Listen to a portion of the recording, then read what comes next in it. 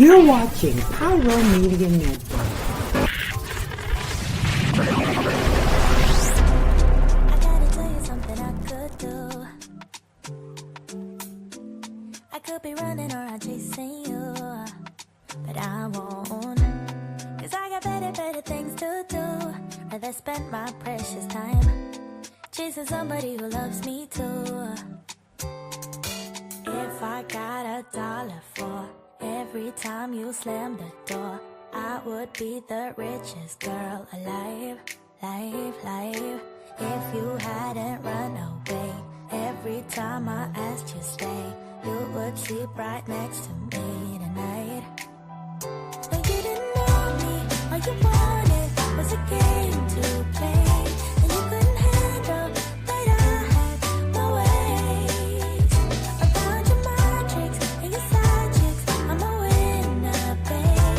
But you didn't win this, it's a part of the game.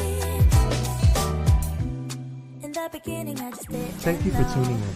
If this is your first time joining us, welcome. We hope your experience is fruitful. Please feel free to visit our website to find out how you can join our growing family. While we are loading your experience, please do us a quick favor and hit that like button from whichever platform you're watching or listening on. Also, share so others may enjoy as well. And we hope you would consider hitting that subscribe or follow button so you can check out more of our amazing content. All right, let's start the show.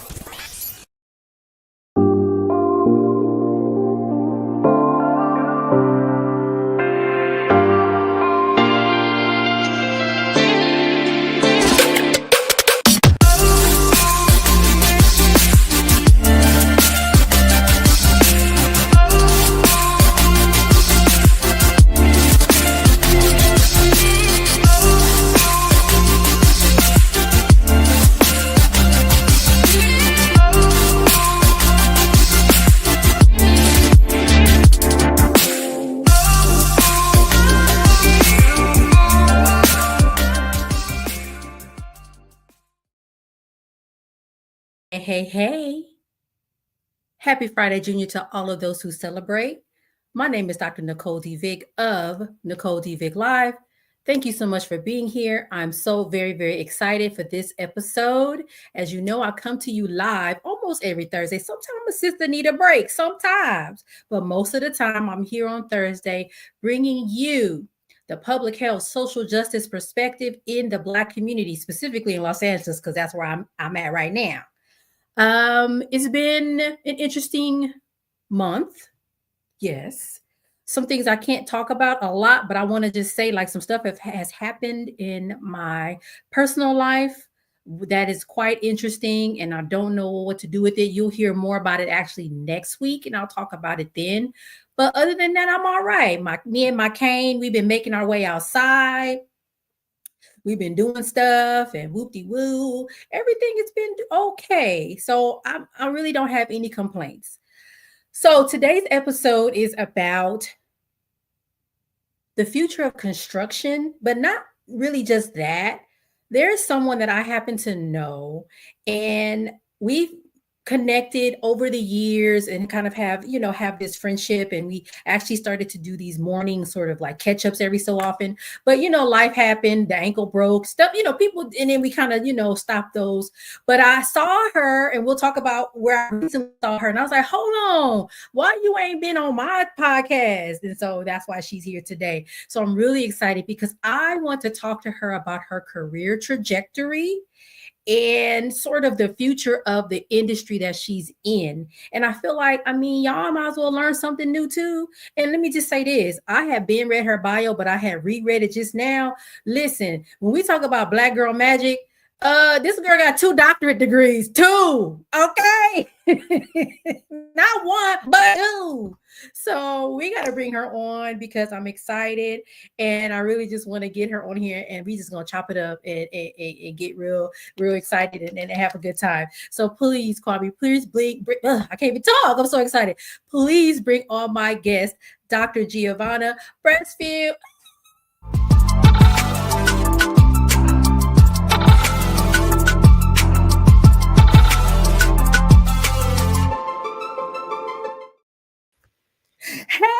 Hey, Hey, oh my gosh. Thank you so much, Dr. Vick, for having me on your show. Like, this is just, yeah, so awesome to be here. I'm so proud of you. Absolutely proud of you, girl. You are making magic happen. You talk about Black girl magic. This is it right here in this space. So I'm super excited to be here today. I'm just excited to have you on. So we got to talk about how we know each other, and then we got to talk about a few things, and then we could talk about all the things that you do that are so exciting to me. So we met. I don't think we were in the same Law Pi class. No, we weren't, because my class was 2005. Yeah, we wasn't in the because my listen, my class was 2018, so I was way down. Oh, I didn't know that. See, so you got to tell your listeners what Law Pi is. Yeah, exactly. That's why I was like, what the heck is that? Law Pi is Los Angeles African American Women's Public Policy Institute, and I forgot how long it is. How long is that program? I feel like we meet every Saturday for a while. At least 10 to 12 Saturdays. I feel like that sounds about right. And we learn about policy. We learn about systems change. We actually join, make it like smaller groups. So it's probably about 20, 25 women. And we get to smaller groups. And then we have a group project where we advance a mission and sort of walk through it. And the whole idea is to get Black women, inspired to and prepared to run for office. And so there's at least, I know in my cohort, there's one person right now that's running for office. It might be someone else too. And then we have a lot of people that are in office. Sydney Kamlager Dove. Tina McClinner. Yes. Katrina Manning. Yes. Cassandra former Jackie Robinson, who retired from Pasadena. Patrice McKenzie. The list goes on and on. Yeah. So, and I was like, is Cassandra Chase a Law Pi? If she was a Law Pi, she was definitely Empowerment Congress, which is similar. But anyway, because she's mayor now of, Lakewood? No. One of them cities, and we was all excited. So anyway,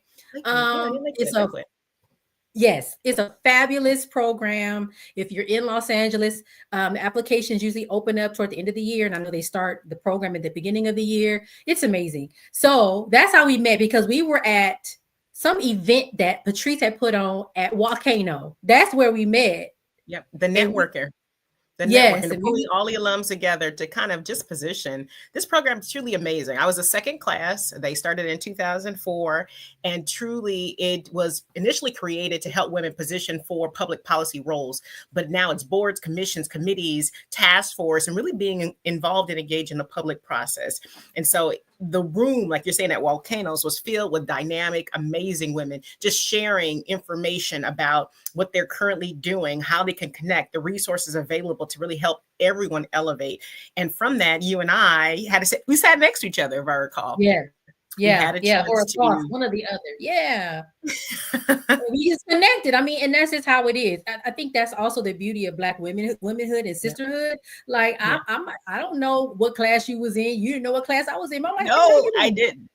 And we started. And I was the past alumni president when we had alumni president. And we just started talking. We connected, and you were like, "Hey, we should do these little check-ins." Right. And so we were checking in. But more so, you held my hand recently when I was going on KGLH 102.3 FM with the front page. So I appreciate you, my sister, for just giving me that pep talk and be like, "You got it." And that, it was great. And I know you did amazing. Listen, I ain't gonna lie to you. I wasn't awake. I was awake for my own. I was like, "You said what time? What's up?" And again, those kinds of connections, and I don't think I even really said anything to you. I'm like, girl, you're gonna be fine, because you already know your stuff, right? Yeah. But I think it's amazing that we're able to be in those kinds of spaces, to be able to talk about what we do on the radio. There were people that called in and were like, "Oh my God, Nicole, you don't remember me, but 10 years ago, you helped me with this." And I'm like, dang, I'm like, what? So it's amazing and exciting to be in those spaces, the Law Pi space. And I just love the connection and sisterhood. So we're going to have to start back up our little check-in sessions, because it's a lot that needs to be checked in on. Agreed. So I can't wait. Oh, interview. Like I know, right? Open your calendar. So You have built a powerful career in an industry where Black women, I don't see them. I don't see Black women in your industry. So what pulled you into construction? So let's talk about that. And then I'll also say, because I want to give it like a little background. I feel like in our history in this country as Black people, the trades were often like the way out, the way up, the way to financial stability. But I don't know. I feel like things have shifted, and we'll talk about that later. But I want to kind of hear like, because most of us, not most of us, but you know, nurse, doctor, law school, like you was like, no, I'm going this way. And I'm like, wait, what is that? So you got to just tell the story. Man, my journey is a humbling journey, one that I've never imagined for myself. So it started when I was a coordinator at the Los Angeles Unified School District, and I served the Jobs Training Partnership Act, which was the JTPA program. And that had to be when I finished up college, and I won't even go back to how far along that was.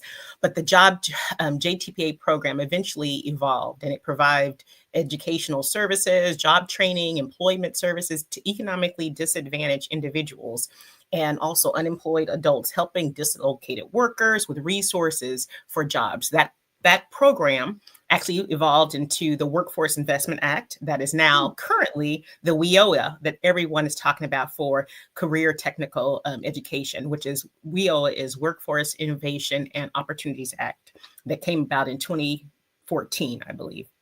But it is truly a modernization streamline of workforce development. So from that particular effort back in the day, it sparked an interest for looking at people at opportunity to change their lives. And then from there, I thought I would be in air quality regulations, looking at particulate matters and carbon emissions at one point in my journey. But because I was really good at policy and understanding the strategies to implement policies, working with interest groups, I then got challenged by the Small Business Development Center. I was working with them as a consultant, handling some of their day-to-day operations as a program manager. And then I transitioned into a grant that Caltrans had with the Small Business Development Center throughout the state of California. They said, hey, Dr. G, can you figure this DBE certification policy out to help businesses get certified so they can do business with the state? I raised my hand, called to the action, and jumped in. And I handled El Camino College as well as the College of the Canyons initiative to help businesses get certified.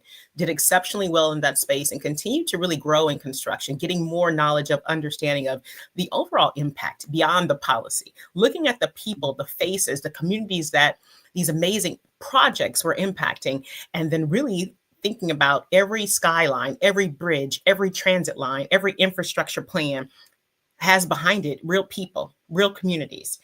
And so that is really how this effort and helping remove those barriers so that they can be involved in construction. So currently Brasfield and Associates, we provide professional services to usually large mega projects in the space of infrastructure, from roads, highways, bridges, people movers.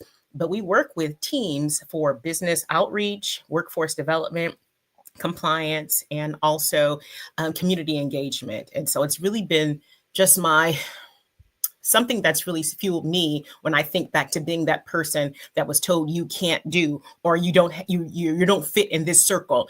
And now being able to remove those barriers, to educate industry when it comes to like, these are the strategies we need to implement in this particular community, or these are the resources that are available that we can help skill up and upscale various different communities in space. And I serve on amazing boards that allow me to kind of keep the voice going, which is the Associated General Contractors of California. I serve on the Construction Education Foundation's board, from the American Institute for Architects Los Angeles chapter, for West Angeles Community Development Corporation, and also my new board, which I'm super excited to have, a voice for women, which is the Mount St. Mary's University, their alumni board, which is a liberal arts college for women. So it's been how did I get here? It's been truly a journey of raising my hand. I wish I could say like most people, I set out a path and I went after it.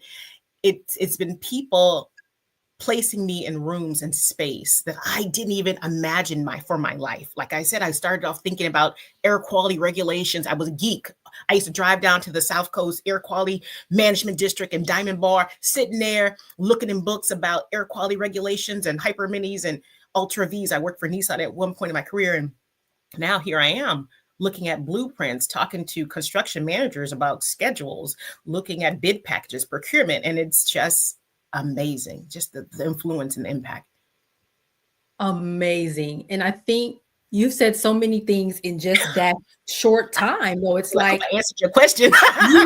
you did. But so when you were talking, and I'm getting really good at this now, I'm like, oh, I'm learning. So it's like you talked about the people, you talked about the process, you talked about policy, and I heard public health, because to me, infrastructure is a public health function. How cities look, how they operate. Hey, why does this community not have a sidewalk? How come we have all these high rises? Where you talked about air quality, also public health, because I'm a public health girl. So I'm hearing all of that, but I'm also hearing you say stuff like, people put me in these spaces, not to say that they just handed you the space. Of course, you're dynamic, you're smart, but they were like, you know what? I think this will work for you. Come sit over here. And you rose you said, raise my hand, and you sat in that space and then took it and ran with it. So I hear a lot from just those few things that you just pointed out that are amazing. And I think for a lot of us, again, I think about my daughter, who is not a young child anymore. She's almost 30 actually,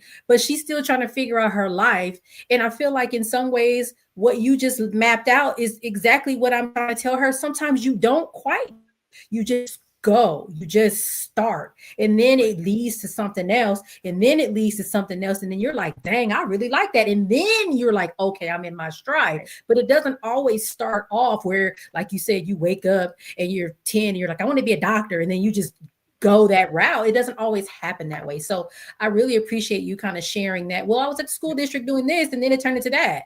And then it turned into that. Right. And now many tears too. What I didn't disclose, many tears along the journey, right? It hasn't been an easy, like, here it goes, enter the room. But like Shirley Chisholm, her amazing quote is, if they don't give you a seat at the table, bring a folding chair. So I brought many different folding chairs with me on my journey. I mean, especially when it came to feeling like being overwhelmed where I wanted to give up. I just remember this one particular moment going into my mom. I was faced with challenges, as life has it, right? I was faced with challenges. And I remember going into my mother and I was crying and I fell to the ground and I'm like, Mom, I can't go on.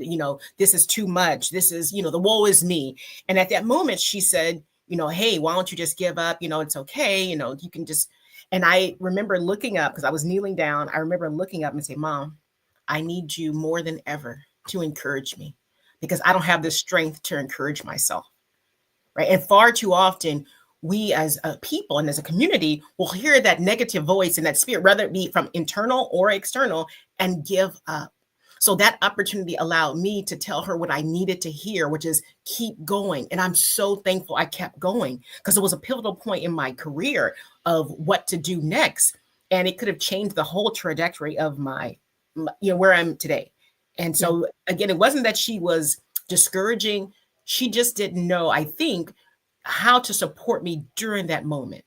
What did I need to hear? And now, oh my gosh, why did I tell her that? I mean, that was like 10, 15 years ago. She's still to this day, like, you can do it. Or if I come whining, crying, having one of those moments, pity parties, she don't want to hear it. And so now it's motivating me, but it helps me when little girls look like me, brown skin, live in the community, have various different backgrounds, and they come and they look at me and they say, wow, you were a vice president. Wow, you used to run Southern California at your company. Wow, now you're own your own company, CEO, you speak all over, you go on international, all these things that little girls that look like us, Nicole, they are inspired. And I'm like, because I didn't give up, because I didn't allow it. Right. That's right. That's right. And you know me, my book is called Pushing Through. So you push through. That's all it is. You push through. You just, and I believe in that. Like, you don't even have to know what you're pushing through towards. You just know you got to keep going. Like, I can't stop here. I don't know where I'm going. I remember that being a teen mom. I'm like, I don't know, but I know I'm supposed to stay in school because people are like, take a leave of absence. I was like, no. I said, I don't know exactly what I'm supposed to be doing, but I do know that I'm not supposed to be taking no leave of absence. So that's not the answer. Okay. Right. So, I think that's also something to be said as well. Did you face any you don't belong here moments in your career? Because you talked about that. People see you in this space and feel like they can, this is something I can do. But did you ever in this space, which I would assume is traditionally male driven, did you ever feel like that? Like, I don't belong here. Can you talk about that a little bit? Absolutely. Especially you think about African-American women at the top of the executive level, working in organizations or even leading charge and strategies and making decisions when you're talking about millions and hundreds of millions of dollars, or even sometimes projects for billions of dollars, making sure that smaller firms get a piece of the pie.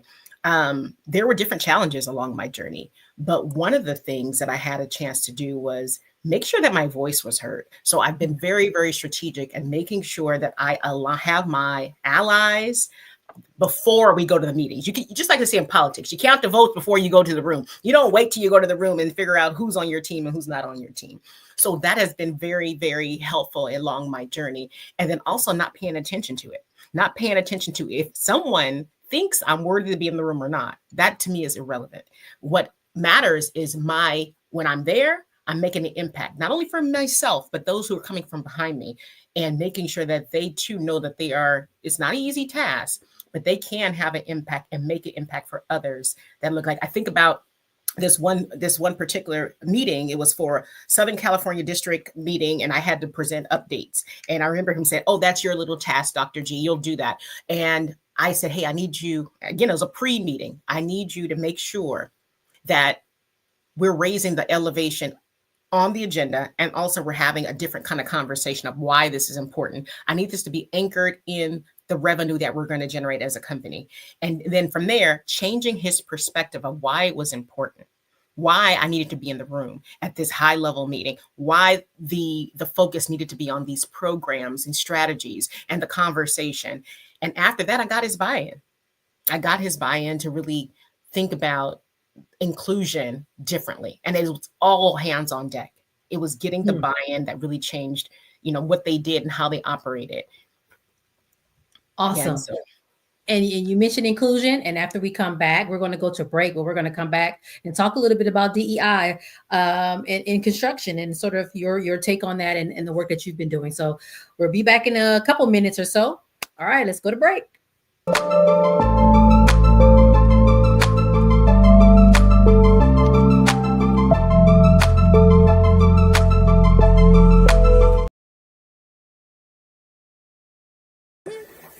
Hey, it's Pastor Kim from It's Just Kim Live Show, and you're watching Pyro Media Network.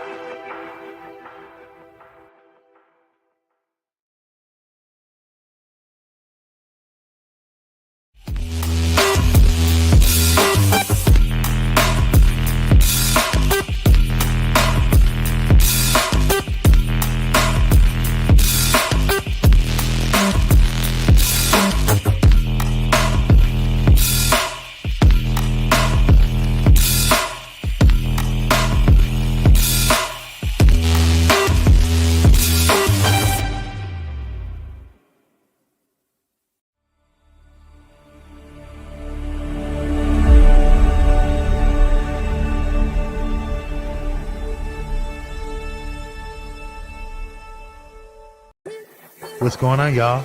It's Kwame Speaks from Kwame Speaks Live, and you're watching Pyro Media Network.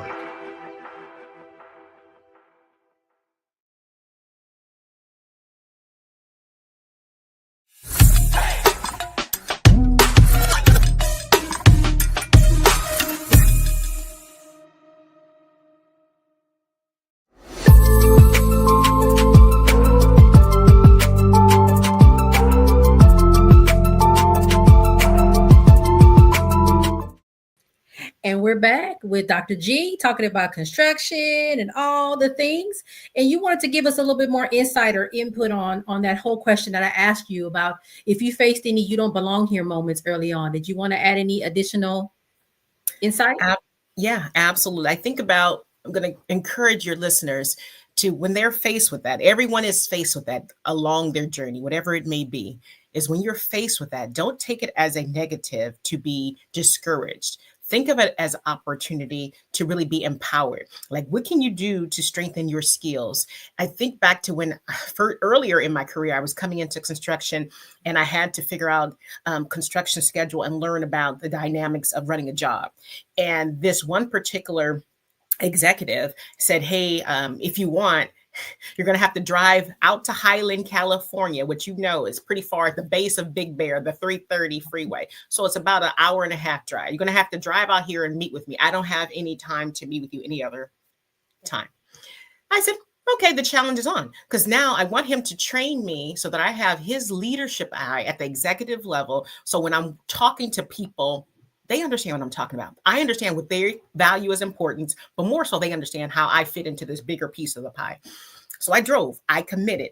That was a no, but how did I turn that around? It's by accepting the challenge, by saying I will drive out there, because he didn't want to do it. But again, because I said, I'm willing to invest in me. This hour and a half drive at 4 a.m. to get there early in the morning before heat. Yeah.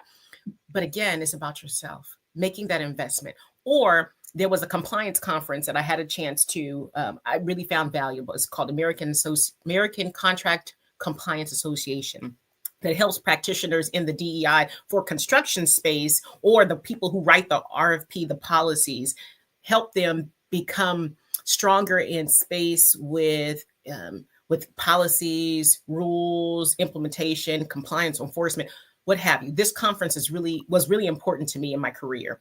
And the boss that I had at the time said, no, you can't go. He didn't see the value in it.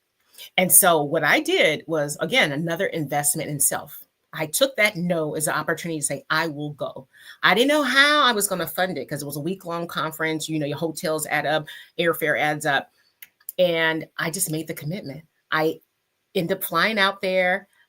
My friends kill me to this day when I tell the story, but I had rented a car, stayed in the car. Then I went and showered in the gym, went to the conference. No one knew, because I was so committed to me. Not that and it was Chicago. Not that I'm saying to do that, but that's what I did at that. I don't think I've shared that story with many people. So you and your watchers are getting the first fresh hand thing. But I made that investment in myself, because I was like, absolutely, this no cannot deter me from what I want to do. And that certification now is asked of on RFPs, requests for proposals. Some of the agencies are looking for that certification from practitioners in space to say. So I'm like, it was an investment in myself that no one can ever take away from me at all. Yeah, absolutely. So I encourage you guys all to do that too. Not the Chicago car thing, but nonetheless, investing yourself is the key takeaway. Yes. But that's happened to me before too. You know, hey, I want to do this fellowship. It wasn't LAPI, it was a different one. And if the answer initially was no, and then it was like, well, actually, yes, she can go, but she just can't use her paid time off to go. She has to use her own time. Okay, fine. Or actually, that wasn't what happened. They actually did allow me to use my work time to go, but there was something. But sometimes the answer is no, but then it's like, well, why? Even something, right. Sometimes simply pushing back and saying, well, why, usually will actually get you what you need or want. Or if it doesn't, to your point, hey, well, we gonna do this. We're gonna do this the OG right. way. We're gonna drive out there or whatever. We're gonna get it. Right. So I definitely hear that. So let's talk a little bit about DEI. To me, when I hear construction, I don't think DEI. Why is DEI important in that space? That's such a great question, especially when it comes to all the political climate that we are facing when it comes to this topic. It's always a touchy one, but boil it back. There's over 500,000 jobs that are needed in construction right now. We have trillions of dollars being filtered to build some of these amazing projects, read streets, roads, infrastructure, but we still have about a need of 500,000 workers throughout. June 2025, DOL said there's 8.3 million people in construction, but there's still a shortage of the number of people in industry. So when you think about how we're going to get there, it's thinking about inclusion as a whole, of making sure everyone has the opportunity to participate, whatever you call it, regardless, there's still a need. There's still a need of what can we do different for strategies to engage more within industry so that we can build some of these amazing projects. We can get revenue as a company, from the larger perspective, build, generate revenue, make impact, hit your strategic KPIs, whatever the goal is, but you need people to do it. I think about this project in Kansas City that they were not meeting the goal. They were a little bit off on time frame. They were missing the schedule. They were up against liquidated damages. And when they were asked, why, what's going on with the project and the project team, their response was, we don't have enough people to build this project. It's not because the actual lumber, not because of the steel, not because of the time frame. It was because they just didn't have enough people to finish on time. So we hope as an industry, we don't have more of those kind of issues, but it is truly driving performance and innovation when we think about teams and people and collaborative leadership, because different people come to the table with different ways of solution, different strategies that might help resolve maybe on-time delivery, project schedules. It could be thinking about construction innovation, technology. So that's all that inclusion brings, this difference in perspective. And then there's programs, like amazing programs such as AGC of California, the Construction Education Foundation has this program called Build California that taps in at an early age for youth and young adults, going to middle schools, elementary, high schools to share ambassadors about their career in construction, whether it be on the design side, pre-construction, and making sure that our young people know about construction, not as if you didn't make it to, but more as a proactive effort. So it's like not a plan B, but this can also be an opportunity. So for example, if somebody had finished with a doctor like us and somebody who went straight from school into the trades, man, they probably make a little bit more than us because they don't have the debt, right? They don't have the loans and the debt, even though, our focus is different because we wanted the doctorate degree. But if you're thinking about salary to salary, the people that probably went straight through and went into the trades and came out on the other side, they probably can yield a little bit more because they don't have that debt in the back end. Yeah. So there's these conversations being had because we have to. There's been the last 2 decades trending downward when it comes to workforce needs within construction. And no need to point fingers at who, because it's been going around of these groups of people had the problem, the trades, regardless of how do we get there, we're here. So we need to find 500,000 jobs in construction, and we have to do it now so that the future is not impacted. That's interesting. And I didn't realize there was such a shortage. And it's interesting because I feel like there's not only a few fields, but the few that I'm aware of where there's like, we actually need people. My brother is a police for the airport, and he was like, we hiring people. And I'm like, oh, everybody else is letting people go, and he's like, we hiring, and then you telling me 500,000, like what?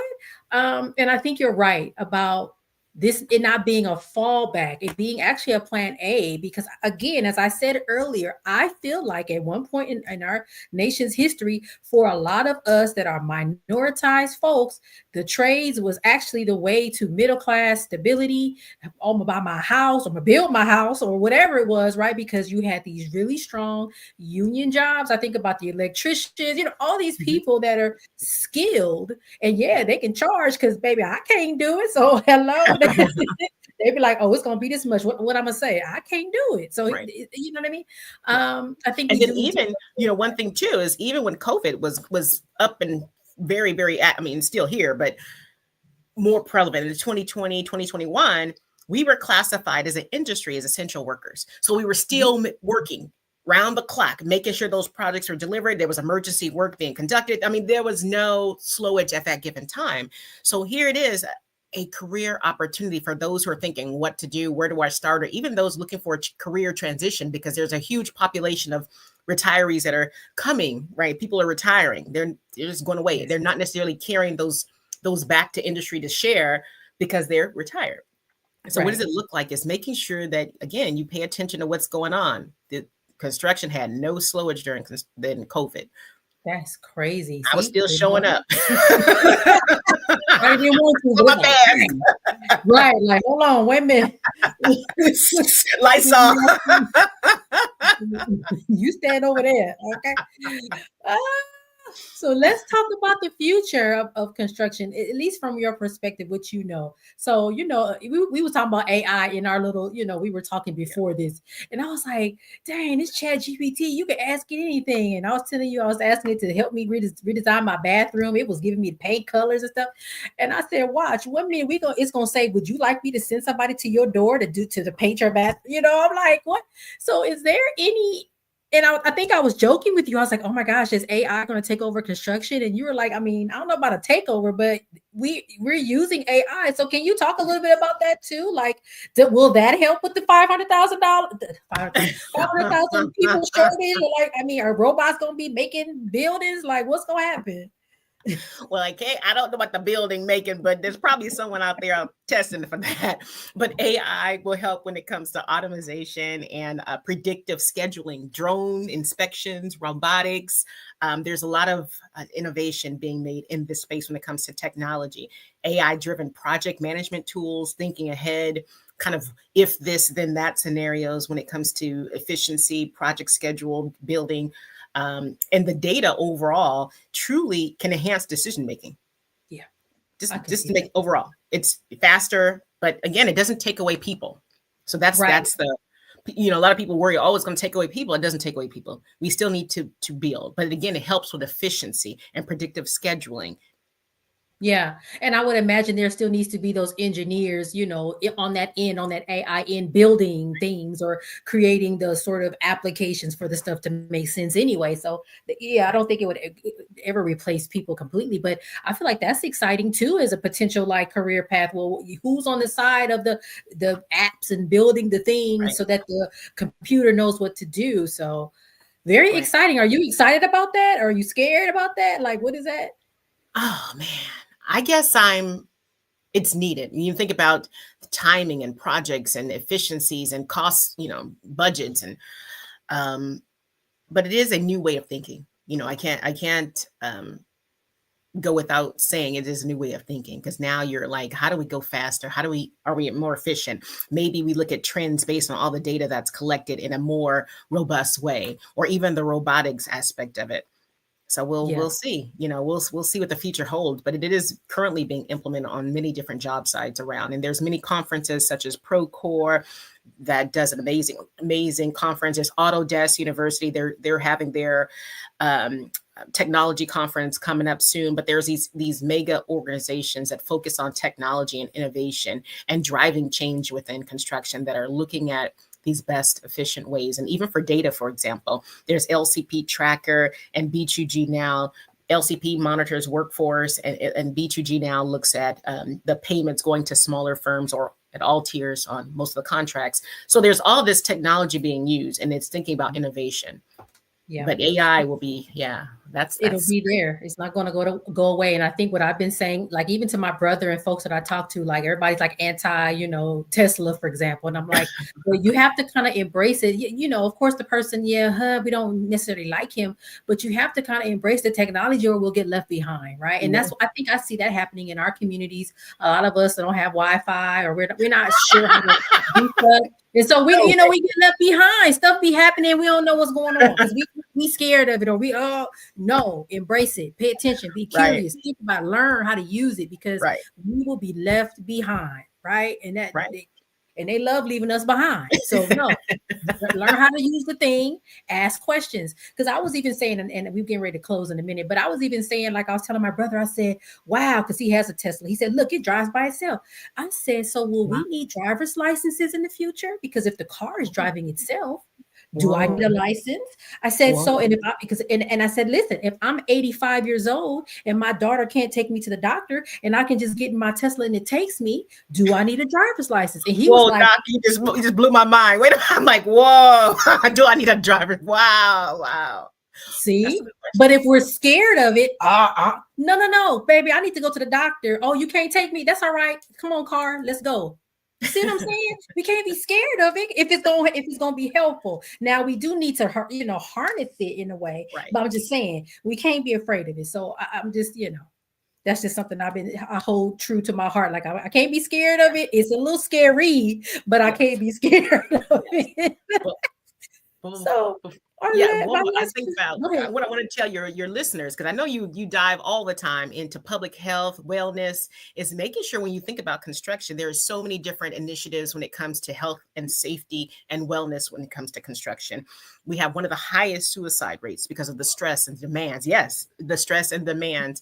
But there are organizations like AGC of California. You have an industry stand down that's dedicated to safety pauses, where crews engage in conversations about health, substance abuse, support, because it's no tolerance on the job site. You think about safety and people. We can't have any substance. You have to have everyone in the right mental health, because these jobs, you're dealing with difficult equipment, you're dealing with very fast pace. A lot of things can go wrong in the day-to-day. There's also LCI, which is Lean Construction Institute. They have respect for people, which is central to the lean construction type principles that emphasizes treatment of workers, dignity, and mental health and wellness. We also have there's many different task force for mental health and suicide prevention task force as well too. So thanks for lifting that up. So many resources that you can tap into. Yeah, I didn't even really think about it in that way. And thank you for lifting that up, because that is something that's really, really important as well. Workforce wellness and making sure the workforce is healthy and safe. Yeah. Really, really important. Okay, so this is the last question, because I told you it's gonna go by fast.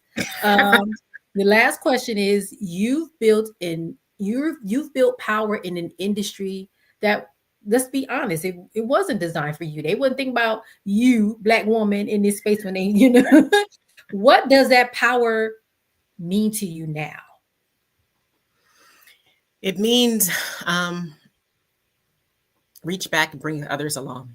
I've been very, very fortunate in where I'm at now to being considered a thought leader. I was one of 25 individuals selected globally by Autodesk as a construction thought leader, which was so humbling.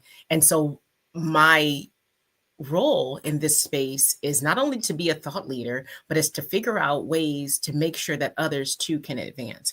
Talking about programs, talking about resources, connecting the dots, and not resisting the call for change, which is making sure that we have inclusive programs, whatever you call them. We still have 500,000 people that are needed in this industry. Mm-hmm. And then of that, you can imagine, like you said, when we started our conversation today, the representation of minorities is small, and especially the higher you go within the industry, or any industry, might I say, to be broader, it's very few African-American women. And then when you're there, you got to make sure that you have a strong, amazing network, like we started our conversation, like LawPi, that will hold you accountable, be supportive, where you can be your authentic self and share, like, this is difficult to do. How do I navigate? I've been very fortunate to have a couple of amazing mentors along my journey. One that I met through the National Association of Women Business Owners. They had a program called Pathway to Corporate Board Leaderships. And in that program, Shanae Rourke challenged us to meet two different mentors. And in that journey, I was partnered with this lady. She's just been like truly transformational in my life. She served in DC. She used to run the FTA. There's all her background, her resume speaks volumes of her own journey and her own hardship. But I think we gained connection by just being, again, I was dealing with something stressful at work, and at a high level, who do you talk to? Where do you talk? Who can you trust? What are they going to do with this information? Is this going to end up in the newspaper, the public? What are we going to do? And so just confiding in her during that time at a need has created us a stronger bond in our mentor-mentee relationship. But it also has helped me gain perspective of what does it really mean to be a leader, that she can look back and reach forward to bring me along. And then I am absolutely like committed to that same effort, is making sure that the knowledge and insight that she shared and poured into me, that I can reach back and share to someone else to say, you can do it. It may be hard, but you got this. You can move forward and focus on them as a whole person. So it's really been forward, the whole journey. I think about everything in my life. It's been for such a reason. When I'm going through it, it's not so fun. It's not so fun. But now when I get to the other side, right, it is truly an amazing journey that I love everything that I've had a chance to go through, to be this person that's strong today, but also humbled in my journey. Right. It's amazing. Thank you so much for all of the information that you've shared. I feel like you are such a leader in the industry that you're in. And, you know, the whole idea of lifting as you climb and reaching back is so, so very important. So thank you again. We done ran up out of time. But thank you for coming on, and all of you, thank you for watching. I just want to go ahead and let you know, of course, you can find me on my website, www.NicoleDVick.com. On that website, my books, Pushing Through, Finding the Light in Every Lesson, Push Through 52 Weeks of Light in Tough Times, and the most recent, which is an anthology. I'm like, ooh, that was hard to say. Triumph in the Trenches, which is about Black professionals and navigating work, which is a whole nother thing. I'm on social media, more so on LinkedIn now than anything else, because I don't know, everything else is like, but LinkedIn is cool, so I'm there. And I'll see you next week, y'all. We'll have another episode live next week. I think it'll just be me by myself running my mouth, but we'll see. But thank you again, Dr. G. And I'll see all of y'all next week. Thank you.